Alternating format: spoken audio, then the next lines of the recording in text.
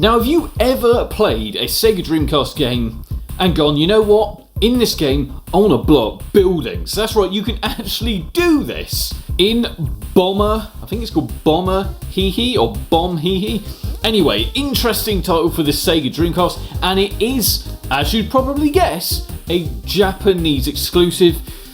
When do they ever bring out a title as a Japanese exclusive when it just isn't off the rails crazy?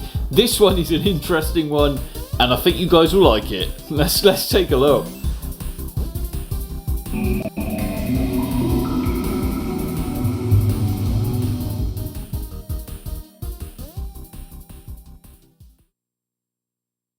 So that's it, guys. This is Bomber Hehhe, and let me tell you, what a really kind of strange premise for a game. Although, you can't deny some of these games where they are absolutely crazy, they're kind of simulation games, like the bus simulator game, which, let me tell you, is absolutely fantastic. Although it is also called, obviously, Tokyo Bus Guide, that's right. And then there's so many other decent ones, like obviously the Densha to Go games where you're basically doing the trams. It's absolutely fantastic.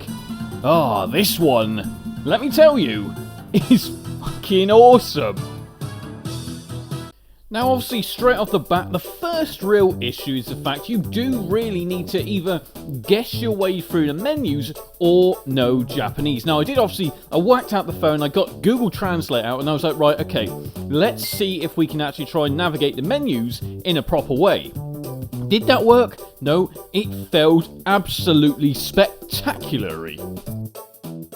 And once I did actually guess I believe to be the right one, I was then kind of, I was a little bit shocked because I was like, hold on a sec, what the hell have I just clicked?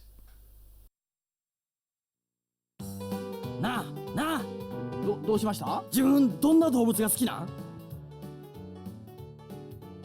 え、そうなんや。 That's right, so at this point I didn't even know what I was trying to do. So I guess there's a story mode, there's kind of the arcadey quick play, although I have stumbled across quick play before, can't remember which bloody option it was, but now I went into the story mode, which kind of had multiple choice. It was them talking about something, although I have no idea what they were talking about, although I do know the two guys right there are the main characters. I can only assume the lady there was basically saying, right, you're going to do this job, you're going to do that.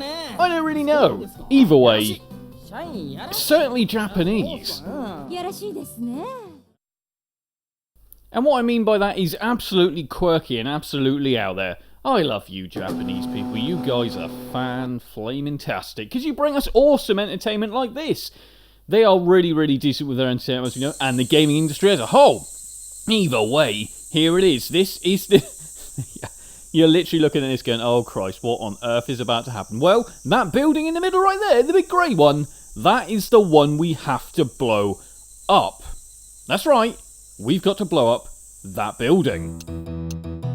And this is where you kind of have to guess the buttons. Now obviously, top left, as you can see right there, is where it basically says bomb set, bomb select, timetable and preview. Now obviously, timetable is basically when you go to place a bomb, a detonator, etc., or a camera, whatever, you have to put it in a sort of time frame. So you can basically, for example, if you wanted to shoot off 4 different columns or blow up 4 different columns at different times, that's what you do. The bottom there, where you see got the 4 red lines, that is your schedule.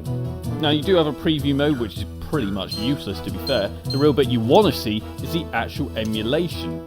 But what you do is, if I remember correctly, X is the button that allows you to kind of switch between bomb set, timetable, etc. And then I believe B or Y was the one which then allows you to get over. Either way, it allows you to get to the side menu where you get to basically choose the type of dynamite, the type of explosive. And on the left it does give you a chart of basically what those explosives do, i.e. are they height, are they wide, are they, you know what, because every bomb is slightly different. Cool, right? Once you're finished with your setup, make sure to press Y, go up, press A, and you're about to see the magic unfold.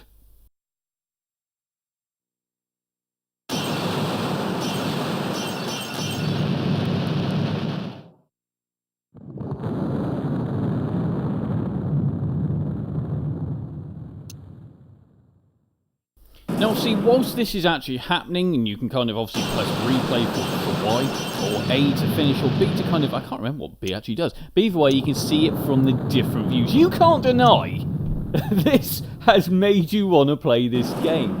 Now, obviously, the further you go through the game, the bigger the project, the more explosives you're going to have at your hand. And let me tell you, it does actually get pretty difficult. You think a game like this, to be fair, would be a real easy slog of a game, but when you can't actually read Japanese, that obviously doesn't help. Now, as you can see right here, it did let me pass, which obviously subsequently pushed me on to more of the cartoon. いやいやいや、急になんですの？全然わかりませんよ。最初に喋ったら負けのゲームでした。 Hey, obviously we didn't need to see that part, because, like, let's face it, who really knows what they're saying unless you know Japanese? Then I certainly don't.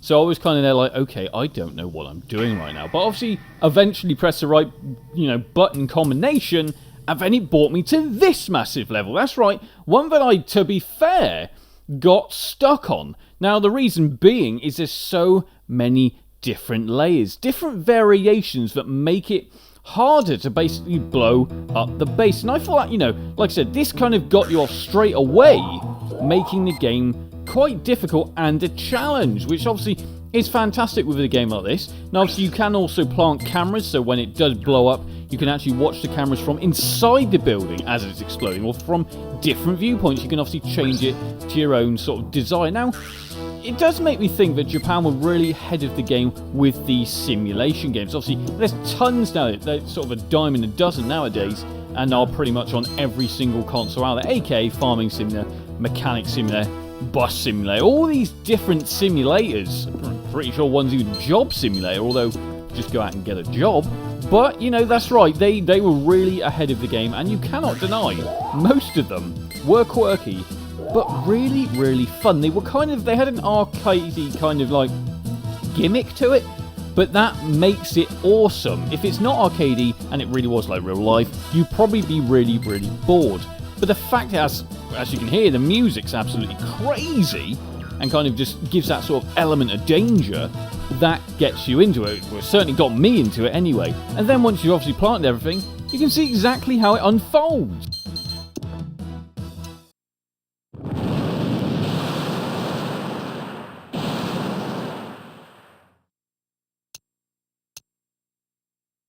Yes, I certainly did suck at this level. I really didn't know what I was doing. Although, to be fair, in the end, I just started throwing everything but the kitchen sink at it.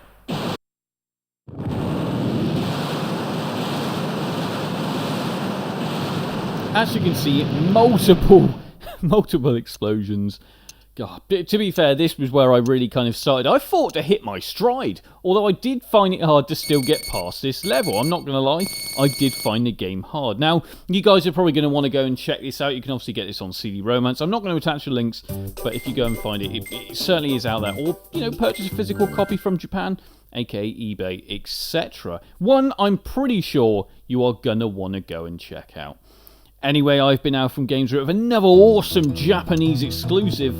That's right, on the Sega Dreamcast, basically the best console ever. Like, comment and subscribe. I'll see you all soon.